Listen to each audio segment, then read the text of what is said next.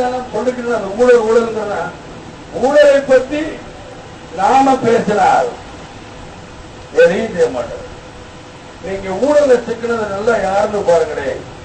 காமராஜரா? கிடையாது. பேரறிஞர் அண்ணாவா? கிடையாது. புரட்சி தலைவர் எம்ஜிஆரா? கிடையாது.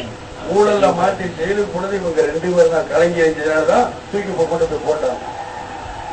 ஜெயலலிதா ஆட்சி இருக்கும்போது கலைஞரை போடுறாங்க, கலைஞர் ஆட்சி இருக்கும்போது ஜெயலலிதா போட்டாங்க. 2 பேரும் ஊழல் வழக்கு. ஆக அந்த நாடு 2 பேருக்கும் ஓட்டு போட்டா எப்படி இருக்கு நீங்க முடிவு பண்ணுங்க. ஊழல் பண்றவங்களுக்கு நீங்க ஓட்டு போடணுமா? இப்ப சொல்லணும். என்னுடைய ரசிகர்களுக்காக சொல்ல, நீங்க மாறணும்.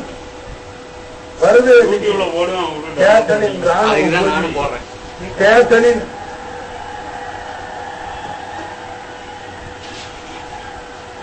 வான ஊர்தி, கேப்டனின் கப்பல் ஊர்தி. அது மாதிரி நீங்க செயல்படணும். இந்த தேர்தலை எதற்கு பயப்படக்கூடாது, யாரை கண்டு பயப்படாதீங்க. தைரியமாக நம்ம கட்சிக்காக மாத்திரம் பாடுபடும். ஏன்னா இவர் ரொம்ப ஏமாத்துவார். இந்த எம்பி தேர்தல் உங்களுக்கு என்னன்னு தெரியுமில்ல, டெல்லி தேர்தல். ஆனா என் கட்சிக்காரங்க 2011 எழுதி போறாங்க. எதுக்கு 2011? அவ்வளவு தூரம் பாருங்க. அடுத்த வருஷம் எலெக்ஷன் சந்திக்க மாட்டீங்களா? எம்பி எலெக்ஷன், எம்எல்ஏ எலெக்ஷன் 2மே சந்திப்போங்கிற தைரியம் நம்ம கிட்ட இருக்கு. என்கிட்ட இருக்க தைரியம் உங்ககிட்ட இல்லைன்னு நம்ம வரும். ஏன்னா எனக்கு என்னை பொறுத்த மட்டும் இந்த விஜயகாந்த் வாழ்ந்தான் அது என் மக்களுக்காக வாழ்ந்தான் தான் இருக்கும். இந்த மாதிரி கொள்ளையடிச்சுட்டு தான் இருக்க மாட்டேன். சொல்றேன், மக்கள் பார்த்து நீங்கள் பார்த்து தேசிய முற்போக்கு திராவிட கழகத்தை உட்கார வச்சு பாருங்க. அப்புறம் எப்படி பண்ற இந்த ஆட்சியை பாருங்க. எல்லோருக்கும் வேலை வாய்ப்பு தரேன், தனி மனித வருமானத்தை கூட்டி தரேன், சமச்சீர் கல்வி எப்படிங்கிற கூடவே. இவங்க சமச்சீர் கல்வினால என்னன்னு தெரியாம செஞ்சுக்கிட்டு இருக்காங்க. குக்கிராமத்துல படிக்கிற பிள்ளையும் இங்க டான்பாஸ்ல படிக்கிற பிள்ளையும் ஒன்னும் ஆங்கிலம் கத்துக்கணும். அந்த அளவு கல்வி அறிய வளர்க்கணும். அதான் சமச்சீர் கல்வி. எவ்வளவு திட்டங்கள் இருக்கு. கொள்ளை அடிக்கிறாங்க. கலர் கலரா தட்டை போட்டு ரேட்டை ஏற்றிக்கிட்டு ஏமாத்துறாங்க. எல்லாருக்கும் காசு. லஞ்சம். அடுத்த இவன் வந்தா லஞ்சம் வாங்க கூடாது. இவங்களுக்கு பயம். ஏன்னா இவங்களுக்கு தெரியும் அடுத்து இந்த ஆட்சி வராது. புரட்சித்தலைவர் எம்ஜிஆர் வந்ததுக்கு அப்புறம் 5 வருஷம் தான் ஆட்சி மாறுச்சு. ஆகையினால போலீஸ்காரங்களுக்கு எல்லாம் 3 லட்சம், சப் இன்ஸ்பெக்டருக்கு எல்லாம் 5 லட்சம் லஞ்சம். அப்படியே கேட்டு யார் வேணுமாலும் போடும். காரு டிரைவர்களுக்கு 5 லட்சம், கண்டக்டருக்கு 2 லட்சம். ஆகையினால எங்க பார்த்தாலும் வீடு போது பஸ் ஏறுது. அவங்க ஓட்ட தெரியல எதை வேணுமாலும் போய் அடிக்கிறாங்க. சும்மா வண்டி அடிக்கிறாங்க, எல்லா வண்டி அடிக்கிறாங்க. எல்லாத்திலையும் லஞ்சம். இந்த உப்புக்குள்ள கையை விட்டுருந்தா கால் விட்டு அரிச்சு போயிரு தெரியுமா?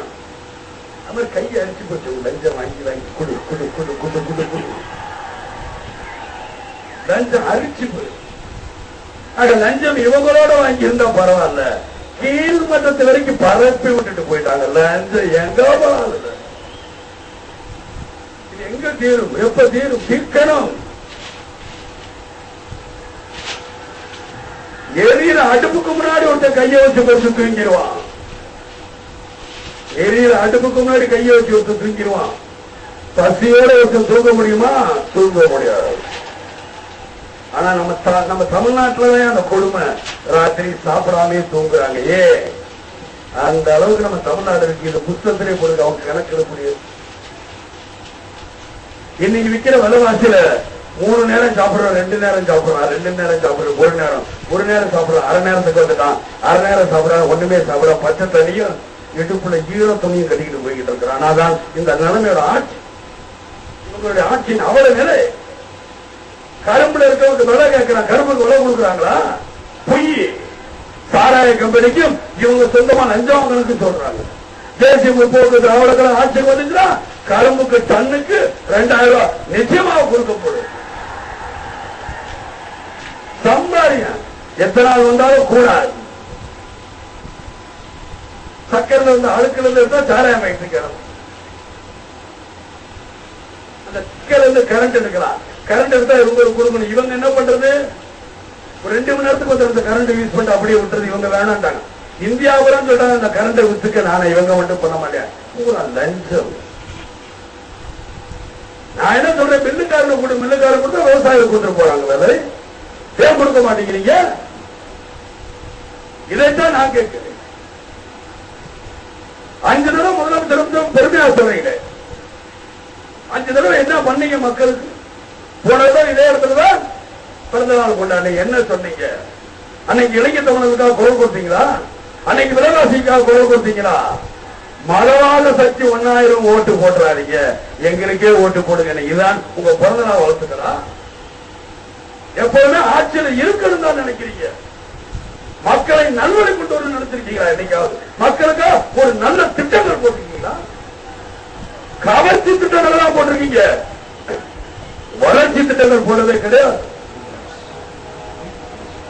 ஒரு வீட்டுல பட்டி இருந்தா, குடும்பமே பட்டி இருந்தா உங்களுக்கு என்ன யோசனை வரும்? ஒரு யோசனை வராது.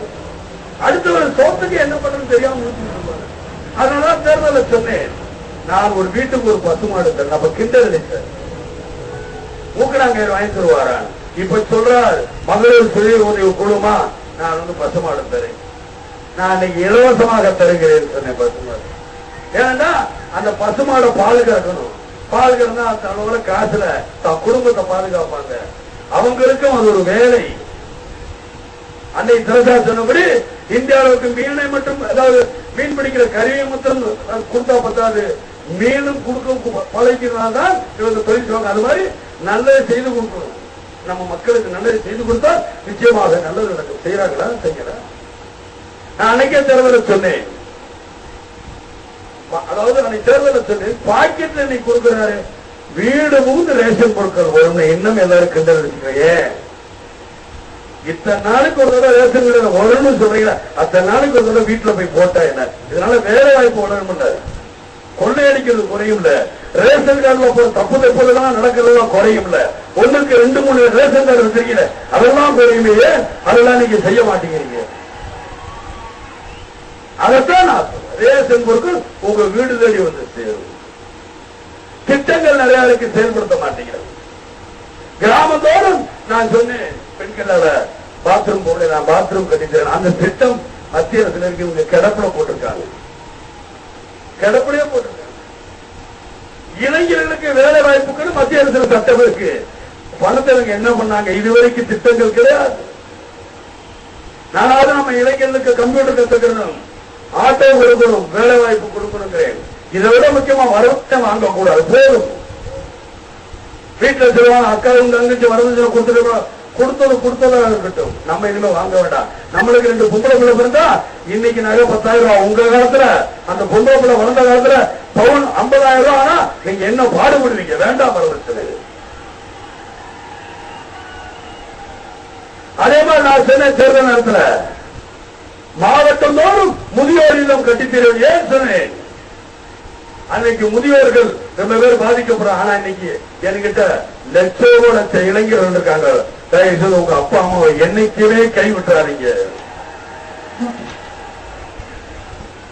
பெற்ற பிள்ளைகள் இருந்தால் இல்ல, இந்த பெற்ற பிள்ளைகள் மாறி போயிட்டு கவனிக்க முடியாம இருந்தால் அவங்களுக்காக முதியோர் இல்லம் கட்டலாம், தப்பு கிடையாது. நீங்க கும்பிடாதீங்க, உங்க பெற்ற தாய் அதான் தெய்வம். அதை கும்பிடு, வேற எதையும் கும்பிடாத.